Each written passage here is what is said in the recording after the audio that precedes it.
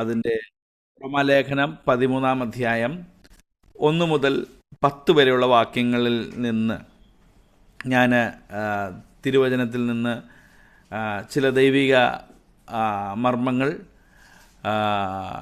ചില ദൈവിക ചിന്തകൾ നിങ്ങളോടൊപ്പം പങ്കുവെക്കുവാനായിട്ട് ഞാൻ ആഗ്രഹിക്കുകയാണ്. വളരെ പ്രാർത്ഥനയോടെ നമുക്ക് ദൈവസന്നിധിയിലായിരിക്കാം. 12 അധ്യായത്തിൽ ഒരു വിശ്വാസിയുടെയും അപ്പോൾ തന്നെ സഭയാകുന്ന ശരീരത്തിൻ്റെയും മറ്റുള്ളൊരു വ്യക്തിയോടുള്ള തൻ്റെ സഹോദരനുള്ള ബന്ധത്തിലുള്ള കാര്യങ്ങളൊക്കെ പറഞ്ഞ് പൗലോസ് ആ അധ്യായം പൂർത്തീകരിച്ച് അടുത്ത അധ്യായത്തിൽ പൗലോസ് സംസാരിക്കുമ്പോൾ വീണ്ടും ക്രിസ്തീയ ജീവിതത്തിൻ്റെ മറ്റൊരു പ്രായോഗിക വശത്തെക്കുറിച്ച് ആണ് പൗലോസ് സംസാരിക്കുന്നത്. ഇത് അല്പം കൂടെ വ്യത്യസ്തമായ പൗലോസിൻ്റെ ഒരു ചിന്തയായിട്ട് നമുക്ക് കാണാം. അപ്പോൾ തന്നെ ഈ കാലഘട്ടത്തിൽ വളരെ ആവശ്യമുള്ള വിഷയമാണ് എന്നുകൂടി നമുക്ക് മനസ്സിലാക്കേണ്ടതായിട്ടുണ്ട്. പലപ്പോഴും വിശ്വാസികളായ നമ്മൾ ദൈവത്തെ അല്ലെങ്കിൽ വിശുദ്ധിയിലും വേർപാടിലുമൊക്കെ ജീവിക്കുവാനായിട്ട് വേർതിരിക്കപ്പെട്ടിരിക്കുന്ന നാം പലപ്പോഴും ലോകത്തിൽ നിന്ന് വളരെയധികമായി അകന്ന് ജീവിക്കുന്ന ഒരു അനുഭവത്തിലേക്ക് പലപ്പോഴും പോകാറുണ്ട്. പലപ്പോഴും പെന്തക്കോസ്തുകാരായ അല്ലെങ്കിൽ കുറച്ചുകൂടെ വിശ്വാസത്തിനു വേണ്ടി വളരെ വില കൊടുത്ത് അല്ലെങ്കിൽ കുറച്ചുകൂടെ തീവ്രമായ ദൈവിക വിശ്വാസത്തെ പിൻപറ്റുന്ന പലരും തെറ്റിദ്ധരിക്കപ്പെടുന്നൊരു കാര്യമുണ്ട്. ഞങ്ങൾ ഈ ലോകത്തിൽ രക്ഷിക്കപ്പെട്ട് കഴിഞ്ഞാൽ ലോകവുമായിട്ടുള്ള ഞങ്ങളുടെ എല്ലാ ബന്ധവും അവസാനിച്ചു, ഞങ്ങൾക്കിനിയും ഈ ലോകവും അതിൻ്റേതായ യാതൊരു സാഹചര്യവും നമുക്കില്ല എന്ന് വളരെ സങ്കുചിതമായിട്ട്, വളരെ എന്താ പറയുന്നത്, ലിമിറ്റഡായിട്ട് അല്ലെങ്കിൽ വളരെ നാരോ ആയിട്ട് ചിന്തിക്കുന്ന പല ചിന്താധാരകളൊക്കെ നമ്മുടെ ആത്മീയ ലോകത്തിലുണ്ട്. വളരെ പരോക്യലായിട്ട്, വളരെ നാരോ മൈൻഡഡായിട്ട് ചിന്തിക്കുന്ന പ്രവണതകൾ വിശ്വാസികൾക്കിടയിലുണ്ട്. പലപ്പോഴും എനിക്കറിയാൻ ചില ആളുകളുണ്ട്, ഈവൻ വോട്ട് ചെയ്യാൻ പോലും അവർ താല്പര്യപ്പെടുത്തില്ല, വോട്ട് ചെയ്യണ്ട എന്ന് പറയുന്നവരുണ്ട്. കാരണം അതൊരു ലോകത്തിൻ്റെ സംവിധാനമാണ്. അത് വിശ്വാസികളായ നമുക്കത് പാടില്ല എന്ന് പോലും ചിന്തിക്കുന്നവരുമുണ്ട്. കാരണം മറ്റൊന്നുമല്ല, വിശുദ്ധിയും വേർപാടും എന്നുള്ള ആ തലത്തിൽ നിന്നുകൊണ്ട് പല പ്രധാനപ്പെട്ട ഉത്തരവാദിത്തങ്ങളിൽ നിന്ന്, അപ്പോൾ തന്നെ പ്രധാനപ്പെട്ടതായ നമ്മുടെ കർത്തവ്യങ്ങളിൽ നിന്നൊക്കെ പിന്മാറുന്ന ചില പ്രതിഭാസവും നമ്മുടെ ആത്മീയ ലോകത്തിൽ നാം ധാരാളം കാണുന്നുണ്ട്. എന്നാൽ വാസ്തവത്തിൽ നമ്മൾ ചിന്തിക്കേണ്ട ഒരു കാര്യം എന്ന് പറഞ്ഞാൽ, ഒരു യഥാർത്ഥ ദൈവ പൈതൽ, കർത്താവിനെ രക്ഷകനും രക്ഷിതാവുമായി സ്വീകരിച്ച ഒരു യഥാർത്ഥ ദൈവ പൈതൽ ഒരേ സമയം താൻ തൻ്റെ വിശ്വാസത്തിൻ്റെ അനുഭവത്തിന് വേണ്ടി നിലകൊള്ളുന്നത് പോലെ തന്നെ തൻ്റെ ചുറ്റുപാടുമുള്ള ലോകത്തിൻ്റെ സാഹചര്യങ്ങളോടും എന്തു ചെയ്യണം? പൊരുത്തപ്പെട്ട് നിൽക്കാനായിട്ട് കഴിയണം. എന്ന് പറഞ്ഞാൽ നമ്മൾ നമ്മുടെ വിശ്വാസത്തെ അടി പറഞ്ഞിട്ട് അല്ലെങ്കിൽ അതിനെ അടിമപ്പെടുത്തിയിട്ട് അതിനെ ഇല്ലാതെയാക്കിയിട്ട് അത് നശിപ്പിച്ചിട്ട് നാം ഈ ലോകത്തിൻ്റെ പിറകെ പോകണമെന്നല്ല, മറിച്ച് നാം നമ്മുടെ വിശ്വാസത്തിൽ മുറുകെ പിടിച്ച് നിൽക്കുമ്പോൾ തന്നെ നമുക്ക് നമ്മുടെ ചുറ്റുപാടുമുള്ള സമൂഹത്തോടുള്ള നമ്മുടെ ചില പ്രതിബദ്ധത, നമ്മുടെ ചില ബന്ധം, അത് നമുക്കൊരിക്കലും നഷ്ടപ്പെടുത്തുവാനായിട്ട് പാടില്ല. ഞാൻ ഈ ദൈവശാസ്ത്രമൊക്കെ പഠിപ്പിക്കുന്ന സമയത്ത് ദൈവശാസ്ത്രജ്ഞന്മാരിൽ ഒരു വലിയ അഗ്രഗണ്യനായ ഒരു വ്യക്തിയുണ്ട്. അതൊരു ജർമ്മൻ പൗരനാണ്. അദ്ദേഹത്തിൻ്റെ പേരാണ് കാൾ ബാത്ത് എന്ന് പറയും. കാൾ ബാത്ത്. അദ്ദേഹത്തിൻ്റെ ഒരു ഡിക്റ്റം, അദ്ദേഹത്തിൻ്റെ ഒരു വാചകം സാധാരണ ഞാൻ പലയിടത്ത് പറയാറുണ്ട്. അദ്ദേഹം പ്രൊട്ടസ്റ്റന്റ് തിയോളജിയിൽ, പ്രൊട്ടസ്റ്റന്റ് ദൈവശാസ്ത്രത്തിൽ വളരെ അഗ്രഗണ്യനായ ഒരു വ്യക്തിയാണ് കാൾ ബാത്ത്. അദ്ദേഹം പറഞ്ഞൊരു വാചകം, ഒരു പദം ഇങ്ങനെയാണ്: A true Christian should always read the Bible daily and also read the newspaper also. എന്ന് പറഞ്ഞാൽ അത് രണ്ട് വശങ്ങളെയാണ് ഒരു ആത്മീയൻ്റെ രണ്ട് കാഴ്ചപ്പാടുകൾ, രണ്ട് വശങ്ങളെ ചൂണ്ടിക്കാണിക്കാനാണ് അത് ആ വാക്ക് ഉപയോഗിക്കുന്നത്. എന്ന് പറഞ്ഞാൽ ഒരു നല്ല വിശ്വാസിയാണെങ്കിൽ, തികഞ്ഞ വിശ്വാസിയാണെങ്കിൽ അവൻ തിരുവചനം പഠിക്കണം. അത് നമ്മളെല്ലാവരും അംഗീകരിക്കുന്ന കാര്യമാണ്. നമ്മളെല്ലാവരും തിരുവചനം വായിക്കണം ഡെയിലി എന്നാണ് അദ്ദേഹം പറഞ്ഞിരിക്കുന്നത്. അപ്പോൾ തന്നെ ഒരു തികഞ്ഞ വിശ്വാസിയുടെ മറ്റൊരു വശം കൂടി ഉള്ളത്, he should also read the news paper. അത് മറ്റൊന്നുമല്ല, പത്രം വായിക്കാനെന്നുള്ള ധാരണയിലല്ല, മറിച്ച് he should be well aware about his surroundings, his secular world, his social world. തൻ്റെ ചുറ്റുപാടിനെക്കുറിച്ച് തനിക്ക് നല്ല ബോധ്യം ഉണ്ടായിരിക്കണം. സമൂഹത്തിൽ അനേകർ പീഡിതരും കഷ്ടതയിലൂടെയൊക്കെ കടന്നു പോകുമ്പോൾ ഒരു വിശ്വാസിയായ എനിക്ക് അത് കണ്ടില്ല, അതൊന്നും എന്നെ ബാധിക്കുന്ന വിഷയമല്ല, അതൊന്നും ഞങ്ങൾ ചിന്തിക്കേണ്ട വിഷയമല്ല എന്ന് പറഞ്ഞ് പിൻവാങ്ങാനായിട്ട് നമുക്ക് കഴിയത്തില്ല. സമൂഹത്തെ ബാധിക്കുന്ന വിഷയങ്ങൾ അത് അവിശ്വാസിക്കോ വിശ്വാസിക്കോ ആർക്കൊക്കെ ആണെങ്കിലും it should also bother us. നമുക്കും എന്ത് ചെയ്യണം? അതുകൊണ്ട് വലിയ അതിനെ ചൊല്ലി നമുക്കൊരു കൺസേൺ ഉണ്ടായിരിക്കണം. നമുക്കറിയാമല്ലോ, ലോകത്തിൽ ചിലപ്പോൾ പല വിഷയങ്ങളൊന്നും നമ്മെ നേരിട്ട് ബാധിക്കുന്നതൊന്നും അല്ലായിരിക്കാം. നമ്മൾ വിചാരിക്കും അതൊക്കെ എന്തിനാണ് നമ്മൾ ചിന്തിക്കാനും ആലോചിക്കാനും പോകുന്നത്. നമ്മൾ നമ്മുടെ ആത്മീയതയും നമ്മുടെ ചുറ്റുപാടും നമ്മുടെ കുടുംബവും നമ്മുടേതായ ആ ഇടുങ്ങിയ ചില മണ്ഡലങ്ങളിൽ മാത്രമാണ് നമ്മൾ പലപ്പോഴും ശ്രദ്ധ കേന്ദ്രീകരിക്കാറുള്ളത്. എന്നാൽ ഒരു വിശ്വാസിയെ സംബന്ധിച്ച് ഹീസ് എ സ്റ്റിവാർഡ്. ദൈവം നമ്മെ എല്ലാം ഒരുക്കിയിരിക്കുന്നത് കാര്യവിചാരകന്മാരായിട്ടാണ് ഈ ലോകത്തിലാക്കി വെച്ചിരിക്കുന്നത്. So we are the stewards of his creation. അവൻ്റെ സൃഷ്ടിയുടെ കാര്യങ്ങളെ നോക്കുന്ന കാര്യവിചാരകന്മാരാണ് നമ്മളെല്ലാവരും. അങ്ങനെയെങ്കിൽ നമുക്ക് നമ്മുടെ ചുറ്റുപാടിനോടുള്ള ഒരു വലിയ പ്രതിബദ്ധതയുണ്ട്. ഇത് ഞാൻ പറഞ്ഞു വരുന്നത് ഒരു പ്രത്യേകമായ കാര്യം ഇന്നത്തെ ദൈവജന ചിന്തയോടുള്ള ബന്ധത്തിൽ പറയാനായിട്ടാണ് ഞാൻ ആഗ്രഹിച്ച് കാര്യം പറയുന്നത്. പ്രത്യേകിച്ച് നമുക്കറിയാം, ദൈവം ലോകത്തിൽ സ്ഥാപിച്ച ചില ഇൻസ്റ്റിറ്റ്യൂഷൻസ് ഉണ്ട്. അതിൽ ഏറ്റവും മൈന്യൂട്ടായിട്ടുള്ള മൈക്രോ ആയിട്ടുള്ളൊരു ഇൻസ്റ്റിറ്റ്യൂഷനാണ് ഫാമിലി എന്ന് പറയുന്നത്. അത് അപ്പൻ അമ്മ കുഞ്ഞുങ്ങൾ അടങ്ങുന്നതായ ഒരു ചെറിയ ഇൻസ്റ്റിറ്റ്യൂഷനെയാണ് നമ്മൾ ഫാമിലി എന്ന് പറയുന്നത്. ആ ഫാമിലിയിൽ ഒരു സംവിധാനമുണ്ട്, ഒരു കൂട്ടായ്മയുണ്ട്, അവിടെ ഒരു ഭരണമുണ്ട്, അവിടെ ചില അഡ്ജസ്റ്റ്മെൻ്റ് ഉണ്ട്, അവിടെ ചില കീഴ്പ്പെടലുകളുണ്ട്, അവിടെ ചില അണ്ടർസ്റ്റാൻഡിങ്സ് ഉണ്ട്. വൈഫ് ആൻഡ് ഹസ്ബൻഡ് കോഡിയാലിറ്റി, രണ്ടുപേരും കൂടെ ചേർന്നുള്ള ജീവിതം, കുഞ്ഞുങ്ങളുടെ ജീവിതാനുഭവങ്ങൾ. Wife should submit to her husband and husband should love her wife. ഇങ്ങനെയൊക്കെയുള്ള പല സിസ്റ്റം ആ ഇൻസ്റ്റിറ്റ്യൂഷനത് ദൈവം വെച്ചിട്ടുണ്ട്. അതിനുശേഷമുള്ള ദൈവം സ്ഥാപിച്ച അതിനെക്കാട്ടിൽ ഇച്ചിരൂടെ വലുപ്പമുള്ള അല്ലെങ്കിൽ മഹത്വമുള്ള മറ്റൊരു ഇൻസ്റ്റിറ്റ്യൂഷനാണ് സഭ എന്ന് പറയുന്നത്. അവിടെ വേർപെട്ട ഈ ദൈവമക്കൾ, ഈ കുടുംബങ്ങളെല്ലാം വന്നു ചേരുന്ന ഒരിടമാണ് സഭ എന്ന് പറയുന്നത്. അവിടെ എല്ലാവരും ദൈവത്തെ അറിയാൻ വേണ്ടി കൂടപ്പെടുന്നതായ കടന്നു വരുന്നതായ ഒരു ഇൻസ്റ്റിറ്റ്യൂഷനാണ് ചർച്ച്. ദൈവം അനാദി കാലങ്ങൾക്ക് മുമ്പേ ഡിസൈൻ ചെയ്തതാണ് ചർച്ച് എന്ന് പറയുന്ന ഇൻസ്റ്റിറ്റ്യൂഷൻ, ആ ഒരു സംവിധാനം. അപ്പോൾ ഫാമിലി ഉണ്ട്, അതുപോലെ തന്നെ ചർച്ചുണ്ട്. മൂന്നാമത്തെ ഒരു വലിയ ഇൻസ്റ്റിറ്റ്യൂഷൻ എന്ന് പറയുന്നത് ഗവൺമെൻറ്, ദൈവം സ്ഥാപിക്കുന്ന രാജ്യങ്ങൾ.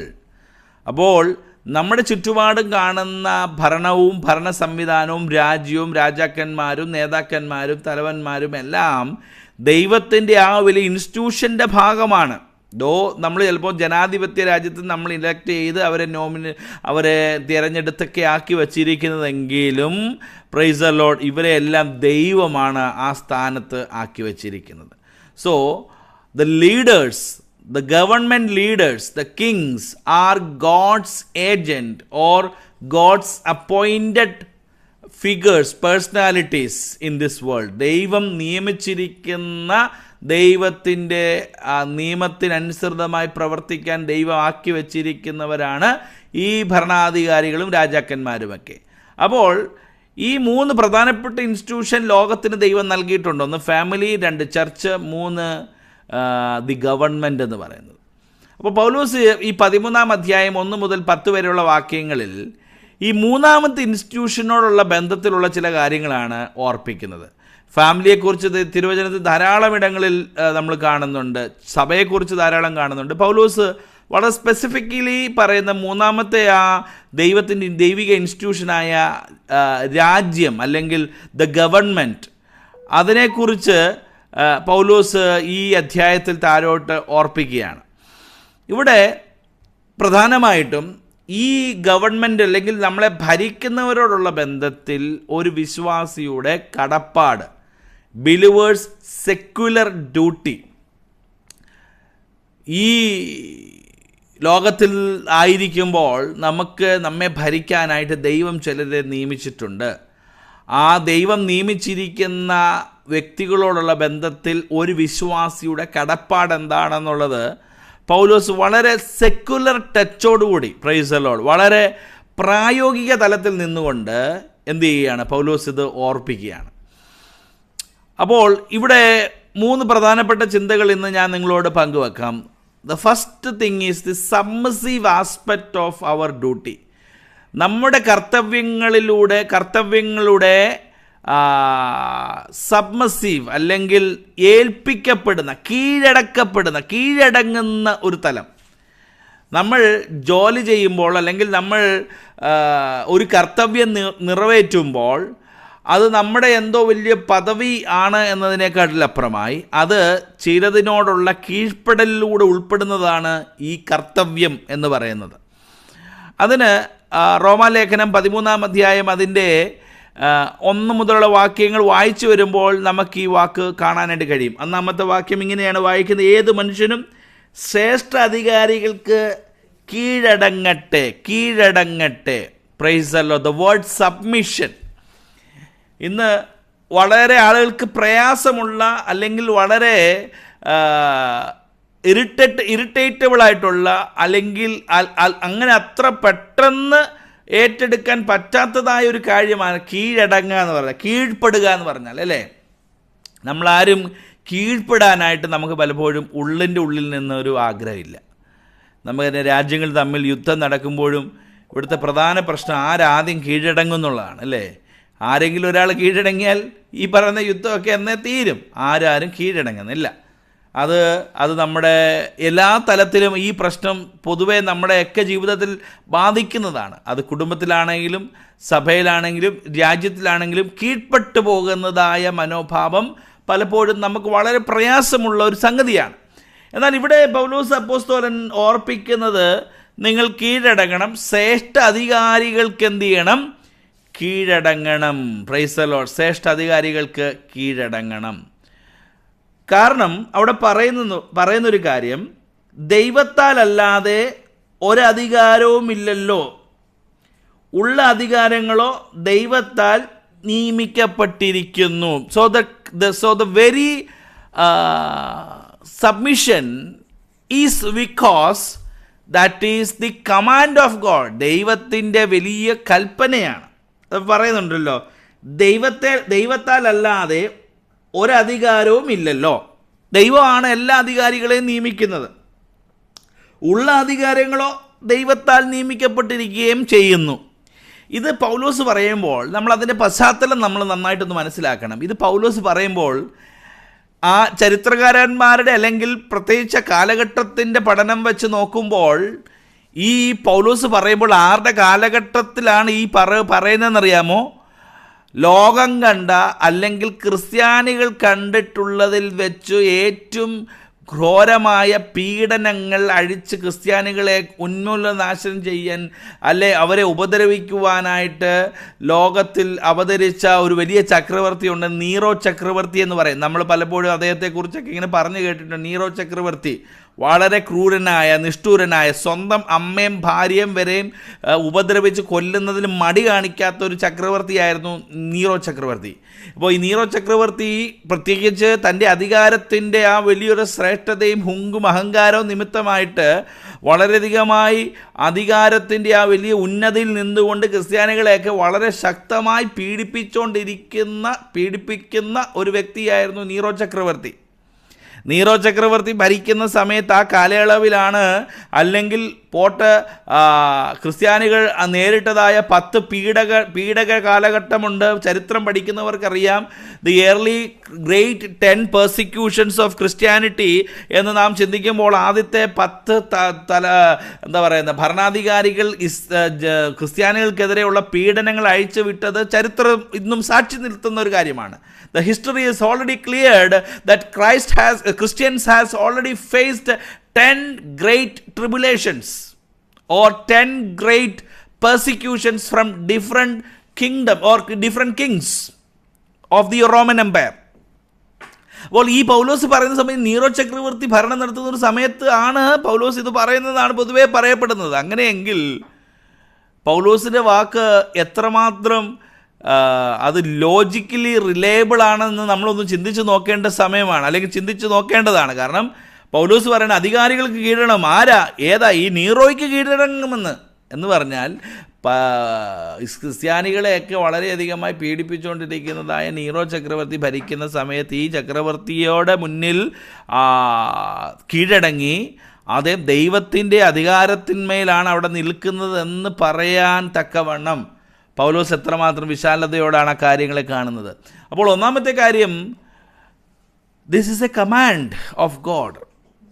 ഇത് അധികാരികൾക്ക് കീഴടങ്ങണമെന്ന് പറയുന്നത് ഒരു സാങ്കല്പകമല്ല, അത് ദൈവത്തിൻ്റെ ഒരു വലിയ പ്രൈസൽ കൽപ്പനയാണ്. ഒരുപക്ഷേ ഈ നിയമിക്കപ്പെടുന്ന അധികാരികൾ നമുക്ക് ഇഷ്ടമുള്ള ഒരു ഭരണം നടത്തുന്ന ആളല്ലായിരിക്കാം, നമുക്ക് താല്പര്യമുള്ള വ്യക്തി ആയിരിക്കുകയില്ല. ഇപ്പോൾ ഇന്ത്യയിലെ സ്ഥിതിഗതികളൊക്കെ നോക്കിയാൽ ചിലപ്പോൾ ഭരിക്കുന്ന ഭരണകർത്താക്കൾ ക്രിസ്ത്യാനികൾക്കെതിരെയോ ക്രിസ്ത്യാനികളെയോ നമ്മളെ ഒന്നും അനുകമ്പപൂർവ്വം കണക്കാക്കാനായിട്ട് പ്രാപ്തിയുള്ളവരോ കഴിവുള്ളവരോ അതിനെ ശ്രദ്ധിക്കുന്നവരോ അല്ലായിരിക്കാം. നമ്മുടെ പ്രത്യയശാസ്ത്രങ്ങളിൽ നിന്നൊക്കെ വിരുദ്ധമായിട്ടുള്ള ചിന്താശാസ്ത്രങ്ങളുള്ള ഐഡിയോളജീസ് ഉള്ള വ്യക്തികളായിരിക്കാം ഈ ഭരിക്കുന്നവർ. അപ്പോൾ ദൈവം തിരുവചനത്തിൽ പറഞ്ഞിരിക്കുന്നത് അവരെ ദൈവമാണ് നിയമിച്ചിരിക്കുന്നത് കൊണ്ട്, ദൈവത്താലല്ലാതെ മറ്റൊരു അധികാരമില്ലാത്തത് കൊണ്ട് അവരെ എന്തു ചെയ്യണം? അവർക്ക് കീഴടങ്ങിയിരിക്കണം. Price the Lord. അപ്പോൾ ഏത് തലത്തിലാണെങ്കിലും ഏത് അവസ്ഥയിലാണെങ്കിലും നമ്മളെ ഭരിക്കാനായിട്ട് ഏൽപ്പിച്ചിരിക്കുന്നതായ വ്യക്തികളുടെ മുമ്പിൽ, ഭരണാധികാരികളുടെ മുമ്പിൽ നമ്മൾ കീഴ്പ്പെടാനായിട്ട് കഴിയണം. പലപ്പോഴും പലർക്കും ഇതത്ര വലിയൊരു ഗൗരവത്തോടെ എടുക്കാൻ കഴിയാത്തൊരു സംഗതിയായിട്ട് തീരുകയാണ്. അപ്പോൾ ഇവിടെ പൗലോസ് ഓർപ്പിക്കുന്നത്, ഇഫ് വി ആർ ഡിസൊബീഡിയൻ, കീഴടങ്ങുന്നില്ലല്ലോ, എന്താ കുഴപ്പം?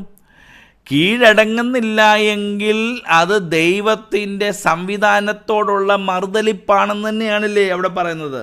ദൈവത്താലല്ലാതെ ഒരു അധികാരവുമില്ല, ഉള്ള അധികാരങ്ങളോ ദൈവത്താൽ നിയമിക്കപ്പെട്ടിരിക്കുന്നു. അങ്ങനെയെങ്കിൽ ദൈവത്തിൻ്റെ വ്യവസ്ഥയോട് തന്നെ എതിർക്കുന്നതിന് തുല്യമാണ് നമ്മളെ നമുക്ക് വേണ്ടി നിയമിക്കപ്പെട്ടിരിക്കുന്നതായ അധികാരികൾക്ക് കീഴടങ്ങാതിരിക്കുന്നത്. അത് ഒരു പ്രിൻസിപ്പൽ ആസ്പെക്റ്റിൽ പറയുകയാണെങ്കിൽ നമ്മുടെ എല്ലാ സബോർഡിനേറ്റ്സ് അല്ലെങ്കിൽ നമ്മുടെ എല്ലാ സുപ്പീരിയോറിറ്റിയുടെ മുമ്പിലും നമ്മൾ വളരെ കീഴടങ്ങി തന്നെ ഇരിക്കണമെന്നുള്ള ഒരു ജനറൽ പ്രിൻസിപ്പിൾ അതിനകത്തുനിന്ന് നമുക്ക് കടമെടുക്കാനായിട്ട് കഴിയും. എന്നിരുന്നാൽ തന്നെയും ഇവിടെ പറയുന്നത് അധികാരികൾ, അതായത് ദേശത്തിൻ്റെ അധികാരികൾക്കിടെ മുമ്പിൽ കീഴടങ്ങിയിരിക്കണം. ഒരു പക്ഷേ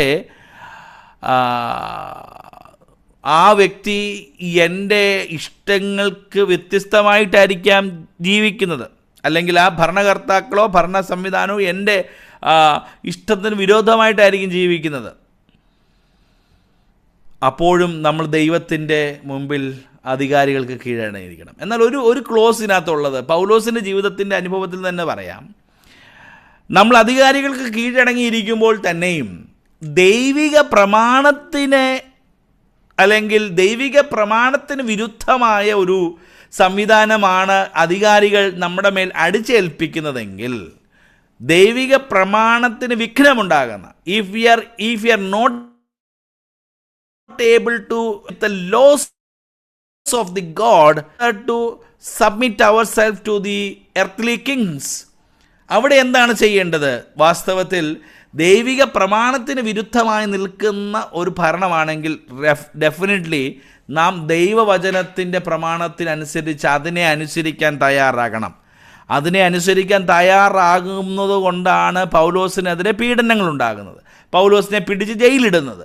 പൗലോസ് ജയിലിൽ കിടക്കേണ്ടി വരുന്നത് ഭരണകർത്താക്കളുടെ ഇഷ്ടത്തിനനുസരിച്ച് ജീവിക്കാതെയും താൻ ദൈവവചനത്തിൻ്റെ പ്രമാണത്തിനനുസരിച്ച് ജീവിക്കുകയും ചെയ്യാൻ താല്പര്യപ്പെടുന്നത് കൊണ്ടാണ് അത് സംഭവിക്കുന്നത്. അപ്പോൾ അത് രണ്ട് നിലയിൽ തന്നെ നമ്മൾ കാണണം. അപ്പോൾ ദൈവം നമുക്ക് വേണ്ടി നിയോഗിക്കപ്പെട്ടിരിക്കുന്നതായ ഭരണകർത്താക്കൾ അല്ലെങ്കിൽ ഭരണം നടത്തുന്നവർ, അവർ ദൈവവചനത്തിൻ്റെ നിയോഗമനുസരിച്ചും ദൈവവചനത്തിൻ്റെ പ്രമാണമനുസരിച്ചുമാണ് നമ്മളെ ഭരിക്കുന്നതെങ്കിൽ, അല്ലെങ്കിൽ ദൈവവചനത്തിൻ്റെ ആ വഴിയിലൂടെയാണ് നമ്മളുടെ മേൽ ഭരണം നടത്തുന്നതെങ്കിൽ തീർച്ചയായിട്ടും അതിന് അധികാരികൾക്ക് കീഴടങ്ങിയിരിക്കണം. എന്നാൽ അപ്പോൾ തന്നെ ദൈവവചനത്തിന് വിരുദ്ധമായിട്ടാണ് നിൽക്കുന്നതെങ്കിൽ നമ്മൾ ഏതിനെ അനുസരിക്കും?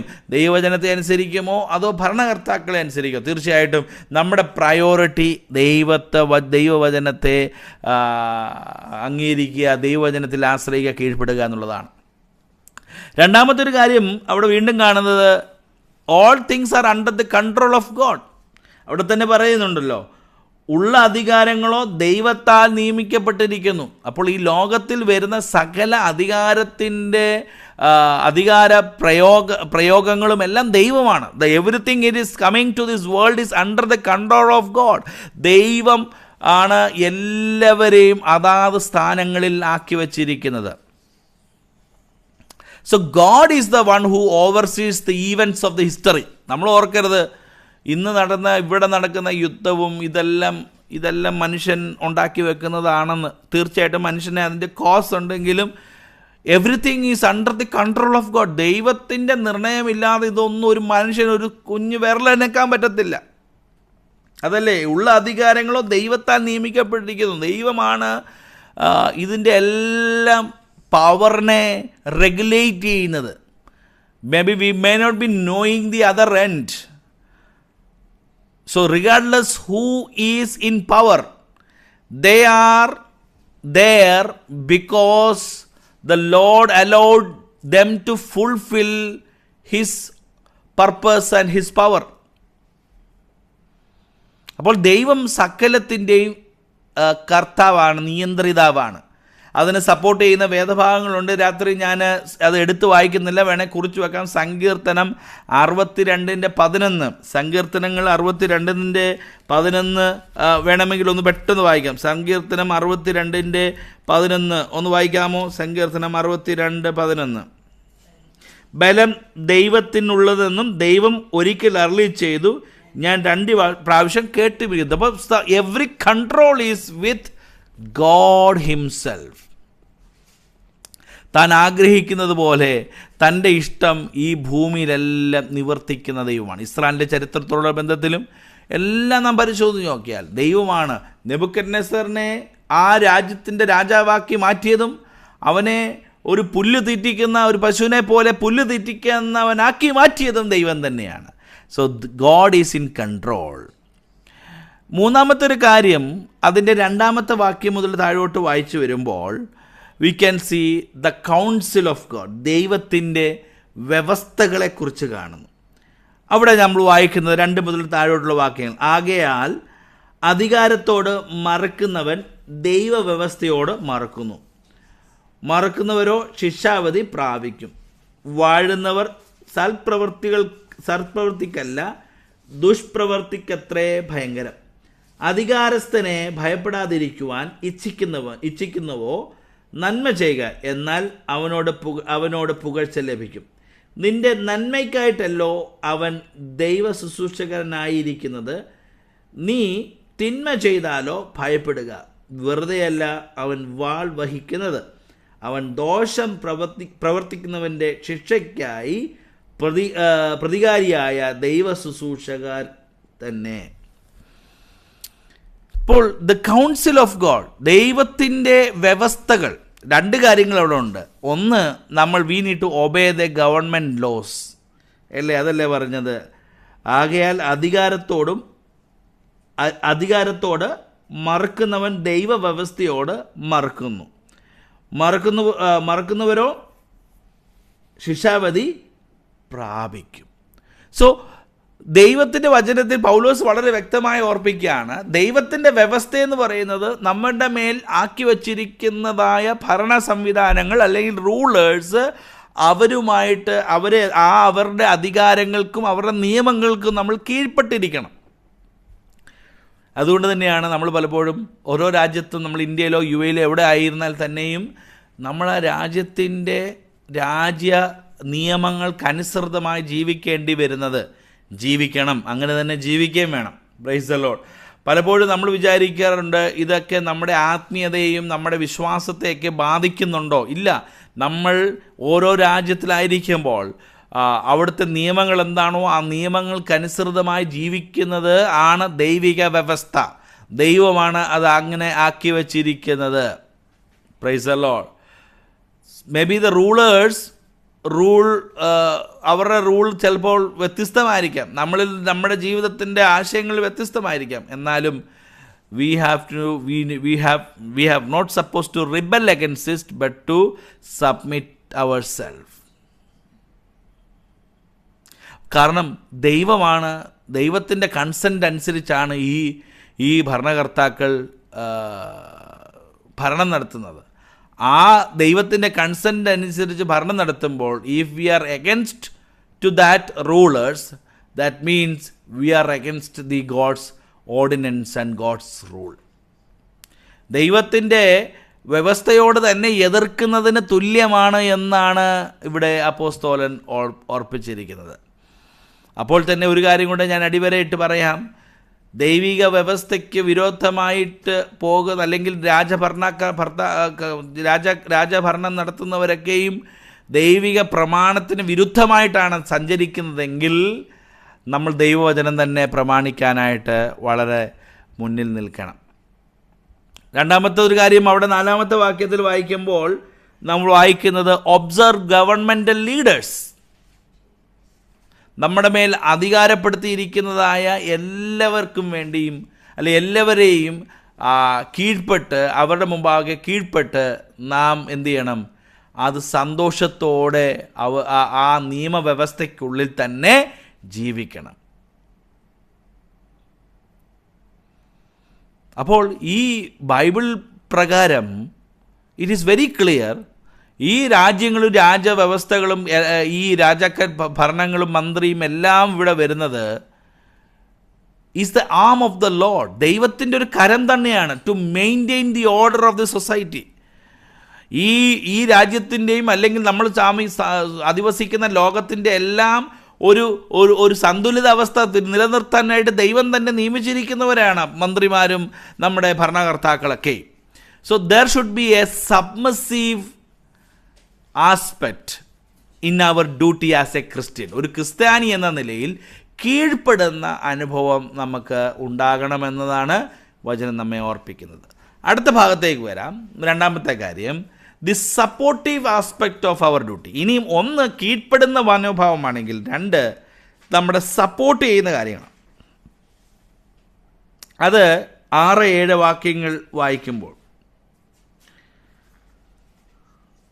ഇങ്ങനെയാണ്: അതുകൊണ്ട് നിങ്ങൾ നികുതിയും കൊടുക്കുന്നു, അവർ ദൈവ ശുശ്രൂഷകന്മാരും ആ കാര്യം തന്നെ നോക്കുന്നവരുമാകുന്നു. എല്ലാവർക്കും കടമായുള്ളത് കൊടുക്കുവാൻ, നികുതി കൊടുക്കേണ്ടതിന് നികുതി, ചുങ്കം കൊടുക്കേണ്ടവന് ചുങ്കം, ഭയം കാണിക്കേണ്ടവന് ഭയം, മാനം കാണിക്കേണ്ടവന് മാനം. Price the Lord. അപ്പോൾ നമ്മുടെ മേൽ ആക്കി വച്ചിരിക്കുന്നതായ ഭരണകർത്താക്കളെ ഒന്ന് അവരോട് കീഴ്പ്പെടണം, രണ്ട് അവരെ സപ്പോർട്ട് ചെയ്യണം. എങ്ങനെയാ? ടാക്സ്, നമ്മുടെ ചുങ്കം, നമുക്ക് അവർക്ക് കൊടുക്കാനുള്ളതായ നികുതി കൊടുക്കുന്നു. അവർ ദൈവ ശുശ്രൂഷകന്മാരും ആ കാര്യം തന്നെ നോക്കുന്നവരുമാകുന്നു. എല്ലാവർക്കും കടമായുള്ളത് കൊടുക്കുവാൻ, നമുക്ക് നമ്മുടെ രാജ്യങ്ങൾക്ക്, നമ്മുടെ ഭരണകർത്താക്കൾക്ക് കൊടുക്കാനുള്ളത് കൊടുക്കണം. ഇത് പറയുമ്പോൾ റോമൻ സാമ്രാജ്യം യഹൂദന്മാരെയും ക്രിസ്ത്യാനികളും ഒരുപോലെ പീഡിപ്പിച്ചുകൊണ്ടിരിക്കുമ്പോൾ, ഓൾറെഡി അവർ യഹൂദന്മാരായിരിക്കുമ്പോൾ തന്നെ കൈസർക്ക് കൊടുക്കുന്ന വിഹിതമെന്ന് അവർക്ക് തന്നെ ഒരു ഒരു ഒരു ഇതുണ്ട്, ഒരു റിസൻമെൻ്റ് ഉണ്ട്, ഒരു താല്പര്യക്കുറവുണ്ട്. ഇനിയിപ്പോൾ ഉപദ്രവം കൂടെ ആയപ്പോൾ പിന്നെ ഒന്നും കൊടുക്കണ്ട എന്നുള്ള നിലയിലേക്ക് വന്ന് കാണുമായിരിക്കാം. എന്നാൽ പൗലോസ് പറയണം, അവർക്ക് കൊടുക്കാനുള്ള നികുതി കൊടുക്കേണ്ട കാര്യത്തിൽ നമ്മൾ എന്ത് ചെയ്യരുത്? ഒരിക്കലും ഒരു കുറവ് കാണിക്കരുത്. ഇത് നമ്മുടെ പ്രായോഗിക ക്രിസ്ത്യ ജീവിതത്തിൽ നമുക്ക് മനസ്സിലാക്കേണ്ട ഒരു കാര്യമാണ്. നമ്മൾ വാസ്തവത്തിൽ നമ്മുടെ ഭരണകർത്താക്കൾക്കും ഭരണ സംവിധാനങ്ങൾക്കൊക്കെ നമ്മൾ കൊടുക്കുന്ന നികുതി കൊണ്ടാണ് ഇതെല്ലാം ഭരണം നടത്തുന്നത്.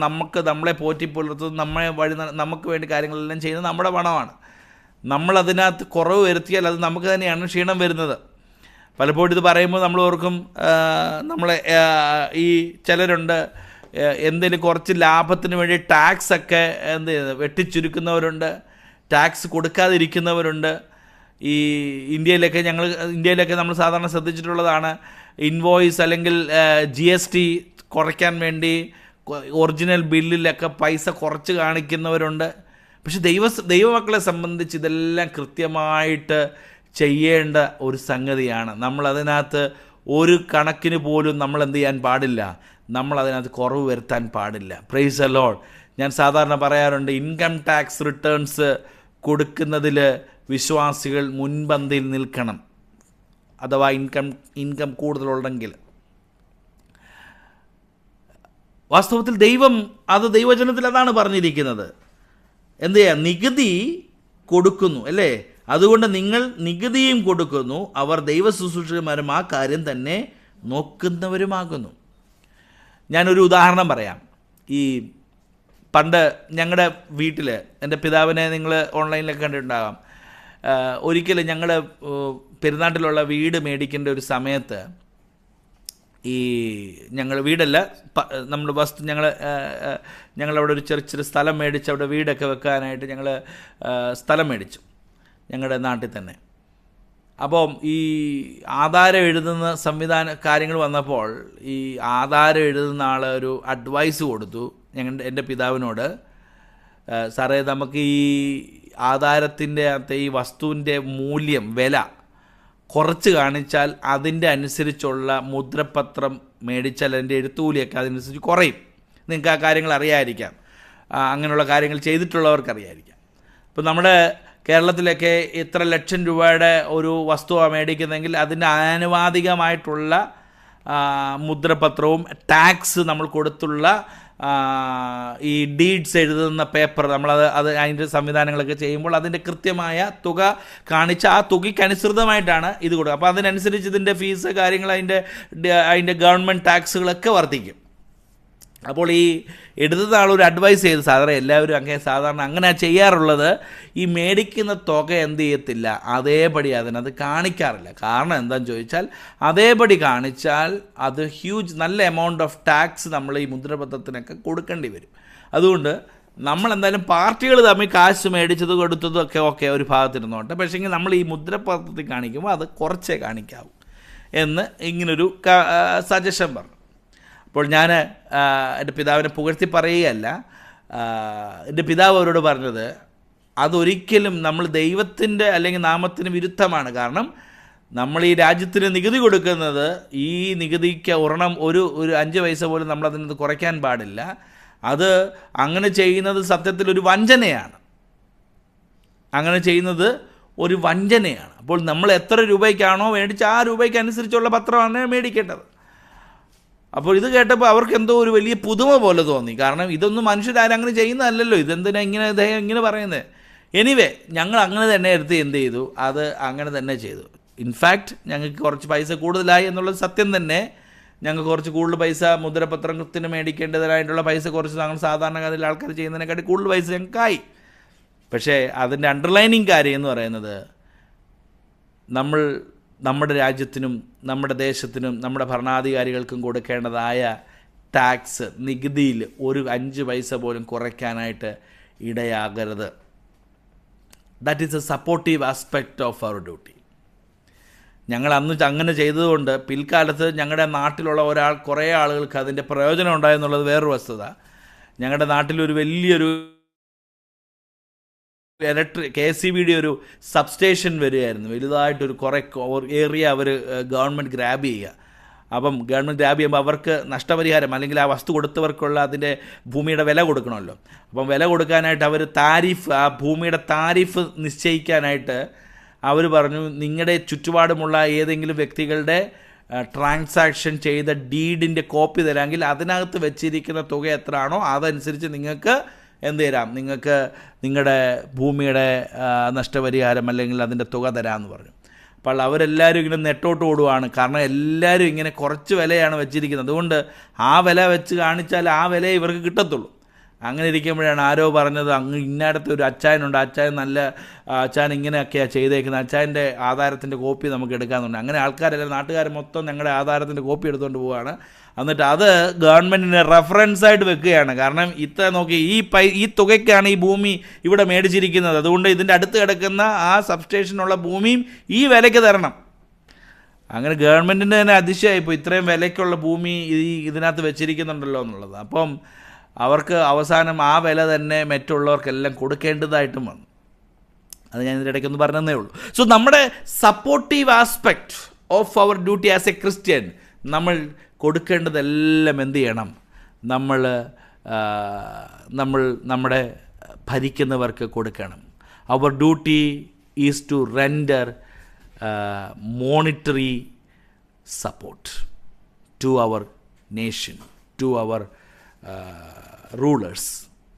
ആൻഡ് ഓൾസോ അവിടെ ഒരു മറ്റു കാര്യം കൂടെ ഉണ്ട്, our duty to render moral support. അവിടെ ഒരു വാക്യത്തിൽ 7ാമത്തെ വാക്യത്തിൽ ഒരു കാര്യം കൂടെ പറയുന്നുണ്ട്, ചുങ്കം കൊടുക്കുന്ന കാര്യങ്ങൾ പറഞ്ഞിട്ടുണ്ട്. ഭയം കാണിക്കേണ്ടവന് ഭയം, മാനം കാണിക്കേണ്ടവന് മാനവും. Praise the Lord. To whom custom, fear to whom fear, honour to whom honour. ഭയം കാണിക്കേണ്ടവർക്ക് ഭയവും മാനം കാണിക്കുന്നവർക്ക് മാനവും കാണിക്കണം. So whenever our rulers are with us, where we need to give our moral support, അവരോട് വിധേയത്വവും ഭയവും അവരോട് മാനവും റെസ്പെക്റ്റും ഹോണറും നമ്മൾ കാണിക്കാൻ തയ്യാറായിരിക്കണം. Price the Lord. എൻ്റെ പാർട്ടിയല്ല, എൻ്റെ ചിഹ്നമല്ല, എൻ്റെ തത്വശാസ്ത്രം വിശ്വസിക്കുന്ന ആളാണ്, ദൈവവിശ്വാസിയല്ല, ദൈവത്തെ വിശ്വസിക്കാത്ത ഒരു കമ്മ്യൂണിസ്റ്റുകാരനോ മാർക്സിസ്റ്റുകാരനോ ആണ് എൻ്റെ റൂളറെങ്കിലും ആ ദൈവവിശ്വാസി അല്ലാത്തവരെ ഞാൻ മൈൻഡ് ചെയ്യത്തില്ലെന്നല്ല. We need to honour and we need to give our fear. നമ്മുടെ ഭയവും നമ്മുടെ മാനവും കാണിക്കേണ്ടത് വളരെ ആവശ്യമാണ്. വളരെ വേഗത്തിൽ 3ാമത്തെ കാര്യത്തിലേക്ക് പോകാം. 3ാമത്തെ ഒരു ഡ്യൂട്ടി, ഒരു ക്രിസ്ത്യാനി എന്ന നിലയിൽ, a spiritual aspect of our duty, നമ്മുടെ ആത്മീയ വശം. അപ്പോൾ 3 കാര്യങ്ങൾ ഞാൻ പറഞ്ഞു, 2 കാര്യങ്ങൾ ഇതുവരെ പറഞ്ഞു. 1 ദ സബ്മസീവ് ആസ്പെക്റ്റ്, കീഴ്പ്പെടുന്ന കാര്യം. 2 നമ്മൾ സപ്പോർട്ട് ചെയ്യുന്ന സഹായിക്കുന്ന ആസ്പെക്റ്റ്. 3 നമ്മുടെ സ്പിരിച്വൽ, നമ്മളുടെ ആത്മീയ മണ്ഡലം. അത് അവിടെ പറയുന്നൊരു കാര്യം, ഒരു സെക്യുലർ ഡ്യൂട്ടി എന്ന നിലയിൽ 2 കാര്യങ്ങൾ അവിടെ പറയുന്നുണ്ട്. 8ാമത്തെ വാക്യത്തിലേക്ക് വരുമ്പോൾ, അന്യോന്യം സ്നേഹിക്കുന്നതല്ലാതെ ആരോടും ഒന്നും കടമ്പട്ടിരിക്കരുത്, അന്യനെ സ്നേഹിക്കുന്നവൻ ന്യായപ്രമാണം നിവർത്തിച്ചിരിക്കുന്നുവല്ലോ. Price the Lord. അതിൻ്റെ ആദ്യത്തെ ഭാഗം, 8ാമത്തെ വാക്യത്തിൻ്റെ ആദ്യത്തെ ഭാഗം, അന്യോന്യം സ്നേഹിക്കുന്നതല്ലാതെ ആരോടും ഒന്നും കടംപെട്ടിരിക്കരുത്. വി ഷുഡ് നോട്ട് ബി ഡെപ്റ്റഡ് ടു എനി മാൻ. കാരണം we are a liberated people, നമ്മൾ മോചിപ്പിക്കപ്പെട്ടവരാണ്. അതുകൊണ്ട് നമ്മൾ ആരോടും ഒരു കാര്യത്തിലും കടം, we should, this verse tells that we are to be in ഡെപ്റ്റ് ടു നോ മാൻ. ഒരു മനുഷ്യനോട് എന്ത് ചെയ്യരുത്, കടപ്പെട്ടിരിക്കരുത്. എന്ന് പറഞ്ഞാൽ നമ്മൾ നിമിത്തമായിട്ടൊരു വ്യക്തി ബേർഡൻഡ് ആകാനായിട്ട് പാടില്ല. നമ്മൾ നിമിത്തമായിട്ട് മറ്റൊരു വ്യക്തി സാമ്പത്തികമായി ഞെരുങ്ങാനായിട്ട് പാടില്ല. മറ്റൊരു വ്യക്തി നമ്മൾ നിമിത്തമായിട്ട് അവന് കുറയാനായിട്ട് പാടില്ല. നമുക്കറിയാമല്ലോ, നമ്മൾ പലപ്പോഴും ജീവിക്കാൻ വേണ്ടിയൊക്കെ പലപ്പോഴും പലരുടെ നിന്ന് കടമൊക്കെ മേടിച്ചൊക്കെ അഡ്ജസ്റ്റ്മെൻറ്റിലൊക്കെ ജീവിക്കുന്നതൊക്കെ ചെയ്യുന്നത്. എന്നാൽ കഴിവുള്ളിടത്തോളം നമ്മൾ എന്ത് ചെയ്യരുത്, ഒരു വ്യക്തിയോടും പോലും ആ നിലയിൽ നമ്മൾ അവരെ ബേർഡൻ ചെയ്യാനായിട്ട് മുന്നോട്ട് വരരുത്. പക്ഷെങ്കിൽ രണ്ടാമത്തെ കാര്യം, we are to be a loving people.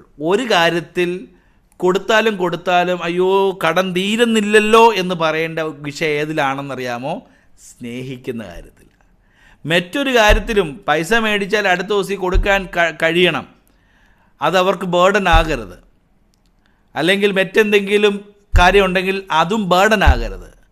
Burden ആകേണ്ട അല്ലെങ്കിൽ കടപ്പെട്ടിരിക്കേണ്ടത്, കടം കൊടുത്താലും തീരാതിരിക്കേണ്ടത് ഒറ്റ കാര്യത്തിലേ ഉള്ളൂ, സ്നേഹം. സ്നേഹം കൊടുത്തു, അയ്യോ പോരാ ഇനിയും കൊടുക്കണം. സ്നേഹം കൊടുത്തു, അയ്യോ അത് തികഞ്ഞില്ല ഇനിയും കൊടുക്കണം എന്നതായിരിക്കണം. അവിടെ മാത്രമേ ഉള്ളൂ ഒരു കടം കിടക്കേണ്ടത്. ബാക്കി ഒരു കാര്യത്തിലും കടം. അപ്പോൾ രണ്ട് വശമുണ്ട് ആ വാക്യത്തിന്. ഒന്ന്, നമ്മൾ ഒരു വ്യക്തിയോടും വേറൊരു തലത്തിൽ ഒരു ബാധ്യതയാകാൻ പാടില്ല. നമ്മൾ ബാധ്യതയാകേണ്ടത് ഒറ്റ വിഷയത്തിൽ മാത്രമേ ഉള്ളൂ, സ്നേഹം കൊടുത്ത് പ്രൈസ് ദി ലോർഡ് തീർക്കുന്ന വിഷയത്തിൽ കടം തീരരുത്. Praise the Lord. അതെന്നും എക്സ്ട്രാ കടമായിട്ട് തന്നെ കിടക്കണം. എന്ന് പറഞ്ഞാൽ ഞാൻ സ്നേഹിക്കാനുള്ളതെല്ലാം സ്നേഹിച്ചു, ഇനിയും ഞാൻ കരുതാനുള്ളതെല്ലാം കരുതി സ്നേഹിച്ചു, ഇനി ഒന്നുമില്ല, അതിൻ്റെ അപ്പുറത്തോട്ടില്ല എന്നൊരു തലവില്ല. Every time there should be a shortage. നമ്മളെപ്പോഴും സ്നേഹിക്കുന്ന കാര്യത്തിൽ പോരാ, മതിയായിട്ടില്ല എന്ന തലത്തിൽ തന്നെ നിൽക്കാനായിട്ടിടയായിത്തീരണം.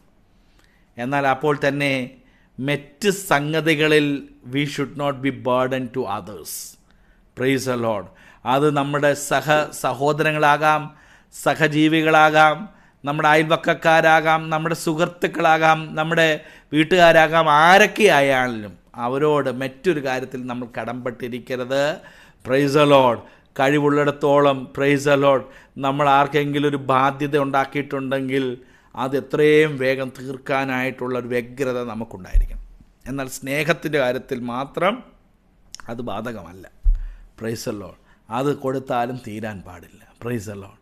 അപ്പോൾ ഈ 3 വസ്തുതകൾ ഈ രാത്രിയിൽ ഓർപ്പിച്ചപ്പോൾ വാസ്തവത്തിൽ ഒരു ക്രിസ്തീയ ജീവിതം നയിക്കുന്ന ഒരു വ്യക്തിയുടെ സാമൂഹികം അല്ലെങ്കിൽ അവൻ്റെ സെക്യുലർ ഡ്യൂട്ടി അല്ലെങ്കിൽ അവൻ്റെ ആത്മീയ ലോകത്തിന് പുറത്തുള്ള ഒരു ജീവിതത്തെക്കുറിച്ചാണ് ഞാൻ പറഞ്ഞു വന്നത്.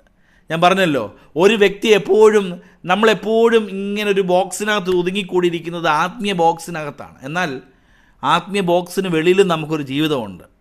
ആത്മീയ ബോക്സിന് വെളിയിലുള്ള ജീവിതത്തെയാണ് സെക്യുലർ ലൈഫ് എന്ന് പറയുന്നത്. ആ സെക്യുലർ ലൈഫിൽ ഓരോ വിശ്വാസിക്കും കടപ്പെട്ടിരിക്കുന്നതായ ചില വസ്തുതകളുണ്ട്. നിങ്ങൾക്കറിയാമോ, ആദിമ നൂറ്റാണ്ടിലൊക്കെ ക്രൈസ്തവ സമൂഹത്തെ എതിർത്തിരുന്ന ഒരു പ്രധാനപ്പെട്ട ആരോപണം ദേ ആർ ആൻറ്റി നാഷണൽസ് എന്നായിരുന്നു പറഞ്ഞിരുന്നത്. കാരണം അവരൊരു ദേശവിരോധികളാണെന്നാണ് അവരെക്കുറിച്ച് പറഞ്ഞത്. കാരണം അവർക്ക് ആരെക്കുറിച്ചൊരു പ്രതിബദ്ധതയില്ല, രാജാവിനെക്കുറിച്ചൊരു പ്രതിബദ്ധതയില്ല, സമൂഹത്തെക്കുറിച്ചൊന്നും ചിന്തയില്ല, സമൂഹത്തിൽ ആരെങ്കിലും കഷ്ടപ്പെട്ടാൽ അവനെക്കുറിച്ചൊരു ചിന്തയില്ല, യാതൊരു നിലയിലും ആരോടും ഒരു സഹവർത്തിത്വമില്ലാതെ ഇങ്ങനെ ഐസൊലേറ്റഡ് ആയിട്ട് ജീവിക്കുന്ന ഒരു സമൂഹമായി അവർ നിലകൊണ്ടതുകൊണ്ട് അവരെ കാണുന്നതായ മറ്റുള്ളവർ നോക്കിയിട്ട് പറയുന്നത്, അയ്യോ ഇവരൊക്കെ എന്തോ മനുഷ്യപ്പറ്റില്ലാത്തവരാണോ. എന്നാൽ പ്രിയപ്പെട്ടവരെ, ക്രൈസ്തവ സമൂഹത്തിൽ ഉണ്ടായിരിക്കുന്ന ആ അപജയങ്ങളെ മാറ്റുവാൻ നമുക്ക് കഴിയണം. Price the Lord. ആ പ്രയാസങ്ങളെ മാറ്റാൻ കഴിയണം. നമ്മളാണ് ഏറ്റവും കൂടുതൽ ആർദ്രതയും ഏറ്റവും വാത്സല്യവും മറ്റുള്ളവരെ കരുതുന്നതിൽ മുന്നിലെന്ന് കാണിക്കാനുള്ള അവസരങ്ങളാണ് നമ്മുടെ മുമ്പിലുള്ളത്. അതുകൊണ്ട് പ്രൈസ് ദി ലോർഡ്, നമ്മുടെ ജീവിതത്തിൽ ആത്മീയ ലോകമെന്ന് പറയുന്ന ആ ബോക്സിന് വെളിയിലുള്ള നമ്മുടെ ജീവിതത്തെക്കുറിച്ച് നമുക്ക് നല്ല നിശ്ചയമുണ്ടായിരിക്കണം. We have a certain secular duty. ഇവിടെ അപ്പോസ്തലൻ പറഞ്ഞിരിക്കുമ്പോൾ ഒരു ഭരണത്തിലിരിക്കുന്ന വ്യക്തിയുടെ ബന്ധത്തിലാണ് പറഞ്ഞിരിക്കുന്നതെങ്കിലും അവസാനത്തെ വാക്യം പറയുമ്പോൾ സ്നേഹമെന്ന കാര്യം പറയുമ്പോൾ അത് എല്ലാവരിലേക്കും പകരപ്പെടുവാനായിട്ടിടയായി തീരേണ്ട ഒരു കാര്യമാണ്. ഇന്ന് രാത്രികാലം പ്രിയപ്പെട്ടവരെ, ഈ കേൾക്കപ്പെട്ട വചനത്തിന് മുമ്പാകെ നമ്മെ തന്നെ ഒന്ന് സമർപ്പിക്കാമോ? നമ്മൾ പലപ്പോഴും നമ്മുടെ ആ ചിന്തകളും നമ്മുടെ ആശയങ്ങളും എല്ലാം ആ ചെറിയ ആത്മീയ ബോക്സിനകത്തുള്ളിൽ ഞെരുക്കി അതിനകത്ത് മാത്രം ഇട്ട് എന്നും ദാവീദിൻ്റെ കല്ലും അല്ലെങ്കിൽ ഗോലിയാത്തും ഒക്കെ പറഞ്ഞ് നമ്മൾ നിൽക്കുന്ന ഒരു തലത്തിൽ നിന്നും മാറി, പ്രൈസ് ദി ലോർഡ്, നമുക്കൊരു സമൂഹത്തോടും നമ്മുടെ ദേശത്തോടുമൊക്കെ ഉള്ള ഒരു വലിയ പ്രതിബദ്ധതയുണ്ടെന്നുള്ളത് ഈ രാത്രികാലം ഓർക്കുവാനായിട്ടിടയായിത്തീരട്ടെ. ഒരുപക്ഷെ നമ്മൾ ഇങ്ങനെയുള്ള ദൈവ സന്ദേശങ്ങളൊക്കെ കേൾക്കുന്നത് വളരെ വിരളമായിരിക്കാം. നമുക്ക് ശത്രുവിൻ്റെ പോരാട്ടവും ആ പോരാട്ടത്തിനെതിരെയുള്ള നമ്മുടെ പ്രതിക്രിയകളും ഉപവാസവും ഒക്കെ ആയിരിക്കാം നമ്മൾ കൂടുതലും കേൾക്കുന്നത്, പ്രൈസ് ദി ലോർഡ്. എന്നാൽ അത് കേട്ട് നമ്മളെല്ലാവരും ഒരു ചെറിയ ബോക്സിനകത്ത് ഇരിക്കുകയാണ്, പ്രൈസ് ദി ലോർഡ്. എന്നാൽ ദൈവം നമ്മെക്കുറിച്ച് ആഗ്രഹിക്കുന്നത് അതിൻ്റെ പുറത്തേക്ക് വരാനായിട്ടാണ്. ഒരു സമൂഹത്തിൻ്റെ, ഞാൻ ആദ്യമേ പറഞ്ഞല്ലോ, we are the stewards of this generation. ഈ കാലഘട്ടത്തിൻ്റെ കാര്യവിചാരകന്മാരായിട്ട് ദൈവം നമ്മെ നിയമിച്ചിരിക്കുകയാണ്. We are the stewards of God's creation. അങ്ങനെയെങ്കിൽ നമുക്ക് എത്രമാത്രം പ്രതിബദ്ധതയുണ്ട്, കടപ്പാടുണ്ട് നമ്മുടെ ചുറ്റുപാടുമുള്ളതിനെ കുറിച്ച്, പ്രൈസ് ദി ലോർഡ്.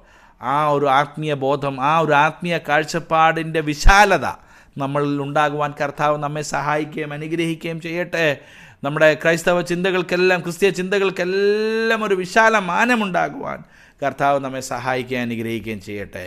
ഇന്ന് രാത്രികാലം കേട്ടതായ ഈ ദൈവവചനത്തിനു മുമ്പാകെ നമ്മെ തന്നെ നമുക്കൊന്ന് സമർപ്പിക്കാം, നമുക്ക് പ്രാർത്ഥിക്കാം. Price the Lord. Hallelujah, hallelujah, hallelujah, hallelujah.